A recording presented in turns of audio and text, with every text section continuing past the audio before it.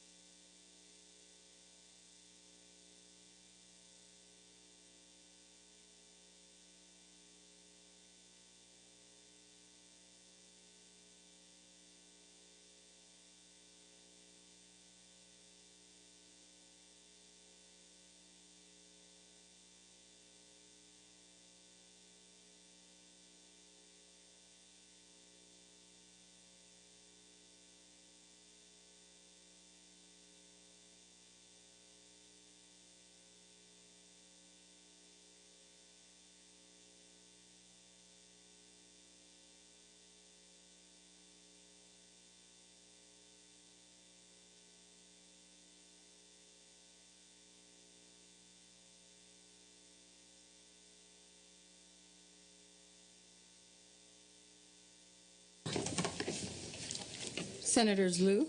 Here. Lieu here. Emerson? Here. Emerson here. Romero? Runner? Yee? Here. Yee here. Okay, we have established.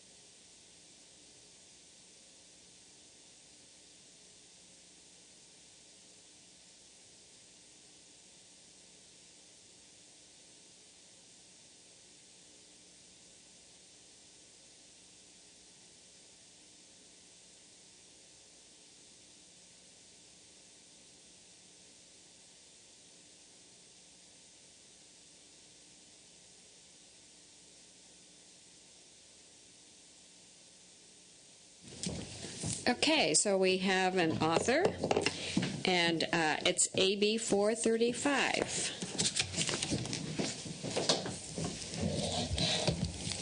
Thank you, Madam Chair and members. I apologize. We were in caucus just right now, and as I told the chair, I was presenting a report on one of my cities, Bell. You might have heard of it. And there were a lot of questions, so I apologize for being a little late. I want to thank the chair for allowing us to bring this measure back after amending it to address the committee's concerns in response to concerns from staff, DDS, and ARCA about the complexity and administrative burden of the previous version of the bill. The August 3rd version contains an alternative approach that is less prescriptive. AB 435 implements the actions approved unanimously by the Assembly Committee on Accountability and Administrative Review in June of 2009 to strengthen accountability and transparency in the regional center system. Current law does not provide a confidential way for regional center staff to report improper regional center activities. Based on the countless calls to our committee, it is evident that many of those who raise concerns face threats and acts of retaliation. As a result of the work with staff and stakeholders, we have removed the new oversight process and instead added whistleblower protection to the required elements of existing DDS contracts with regional centers. This is already an annual contract or a regular contract process with the regional centers. We're just going to add this component to those contracts. In their performance plans, regional centers will have to incorporate the steps in which they'll notify staff, board members, consumers, and their representatives and providers of their right to make confidential reports of improper activity directly to DDS. So that they could report it to DDS and making sure that there's a way to communicate that. The bill also requires DDS to amend all regional center contracts to include the new provisions by July 1st of 2011, next year, and prohibits the department from approving regional center contracts in the future that do not include these provisions. So over time, all of these contracts would incorporate this clause. We are also proposing amendments to remove the criminal penalties in the bill, add specificity to civil penalties. I want to make clear they're civil, not criminal penalties, and make technical changes. Although we appreciate DDS's efforts to pursue allegations of improper activities, complaints received by the committee indicate that this is done on an inconsistent basis. AB 435 will give the department a statutory responsibility to pursue these allegations, provide the department with statutory authority and responsibility to provide confidentiality to those that make reports, integrate whistleblower protections into the department's existing regional center oversight activities, and create a role for regional centers in protecting the rights of staff. Through the regional center system, the state spends over $4 billion every year on public programs for the most vulnerable Californians. Regional centers were created by statute, and their employees are CalPERS members. Regional centers are more similar to state programs than to private organizations. The long-term preservation of this important system depends on the degree to which it becomes transparent and accountable to the public. I respectfully ask for your aye vote. Okay, thank you. Those in support of the bill?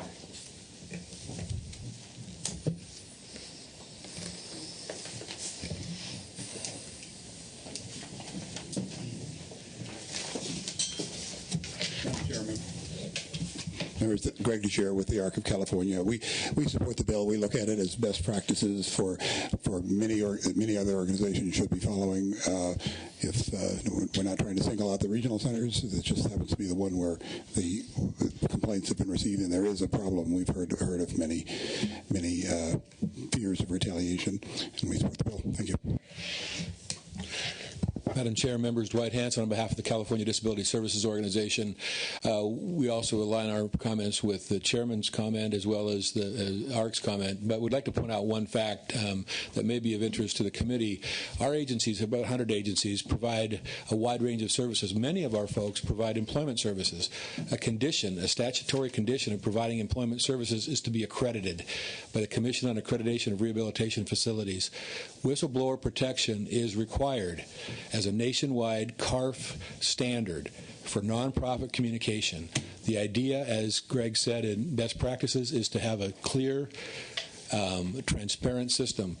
It's not about accusations about whether wrongdoing is occurring. If you're going to spend $4 billion, you're going to run a system that is quasi-government in the hands of nonprofits. There's no reason in the world why you wouldn't extend the same kind of protection to the folks that are hands-on in the regional centers as you would if they were running a social services program in a county or a city, or if there were any other state agency. So for all of those reasons, we support the bill and urge your aye vote. Thank you. Anyone else in support? Is there any opposition to the bill?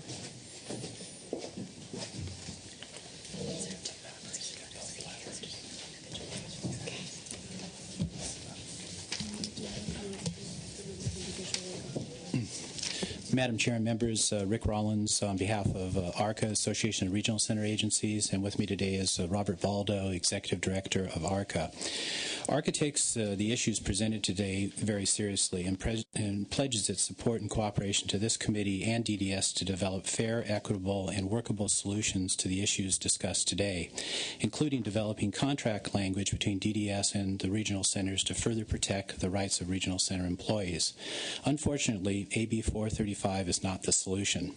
To put it kindly, this bill is not ready for prime time and continues to be a moving target on what this bill does, what it doesn't do, and what it's intended to do.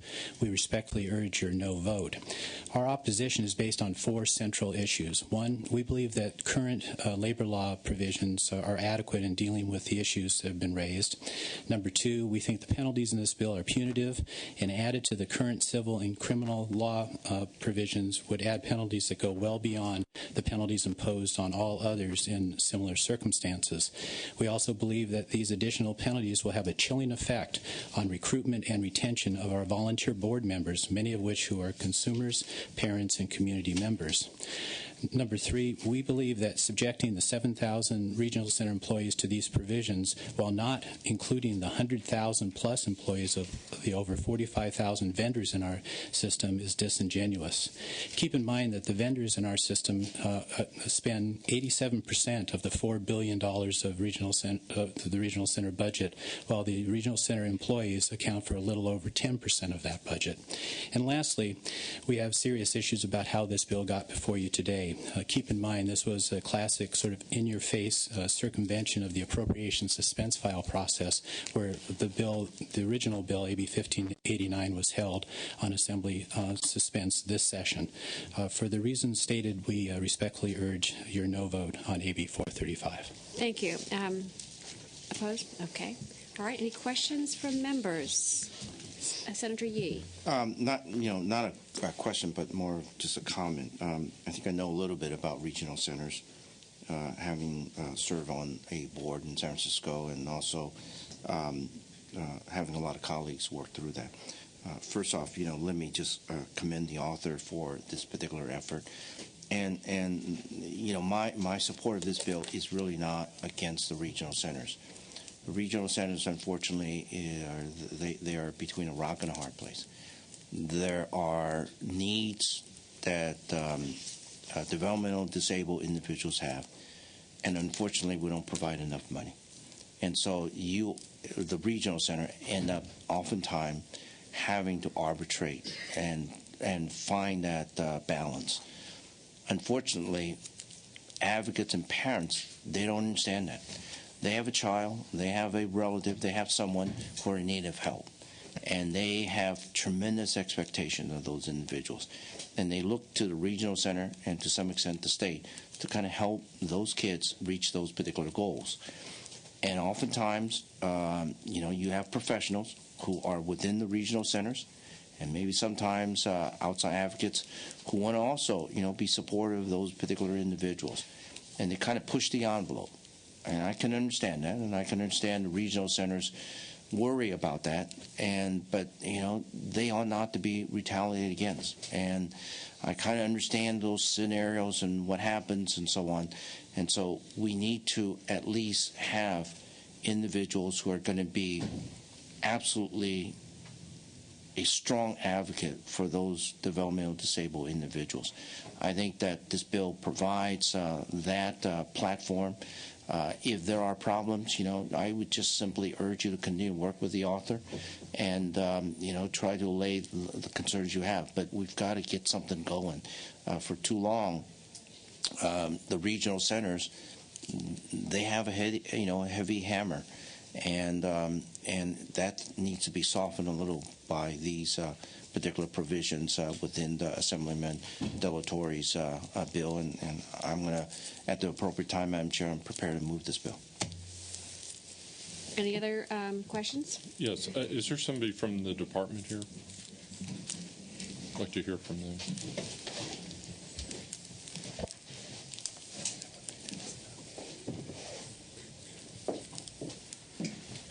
Good afternoon, Madam Chair, members. I am Julia Johnson, the Chief Counsel of the Department of Developmental Services, and I am here to answer any questions that you have.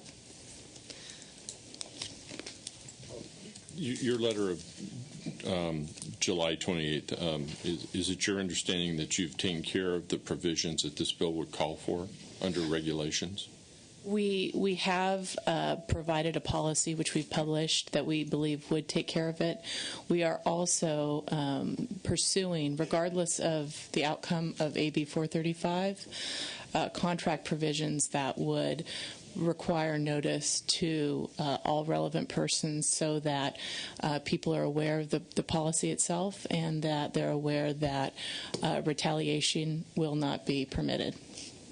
So have you taken a position on this? We have not. Any other comments? Let me just say something to you, because I think there will be a motion on your bill. This committee heard the first bill on June 30th, and I really do appreciate the time that you've taken to try to develop a better solution to a problem. However, given the process that the DSS has followed in July, issuing some actions for people to prescribe to, and understanding that I think you still have issues with this bill, not only in terms of process, but the penalties that are still in the bill. I understand that you're going to try to amend the bill again. I think it's really a work in progress and not ready for prime time, and I cannot support the bill today, but I think you do have enough votes to get the bill out. Senator Romero. Thank you, Madam Chair. Yes, I intend to vote for the bill today. I will support it.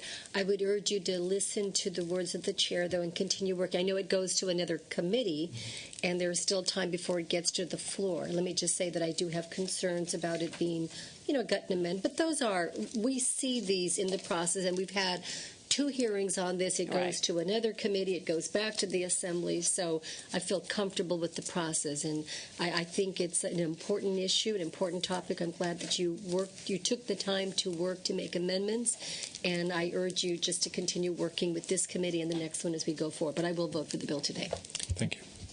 Senator Emerson. Yeah, I was a member of the Committee on Accountability and Administrative Review, and I thought we had a rather extensive hearing process on this issue. And I agreed that I thought some changes needed to have taken place, and the department hadn't stepped up at that time. And I am a co-author of the bill. Now, I understand the bill has changed considerably.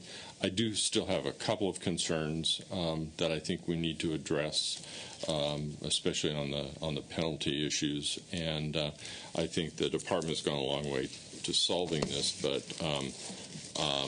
I'm going to reserve the right at a future date to have a conversation on this bill. But I would like to make sure we work out those problems, and I too will give you a vote of support today. But we'll take a look at it later. Yes. Okay, the bill has been moved. Let's call the roll. Senators Lou? No. Lou, no. Emerson? Emerson, aye. Romero? Aye. Romero, aye. Runner? Yee? Aye. Yee, aye. Okay, the bill is out.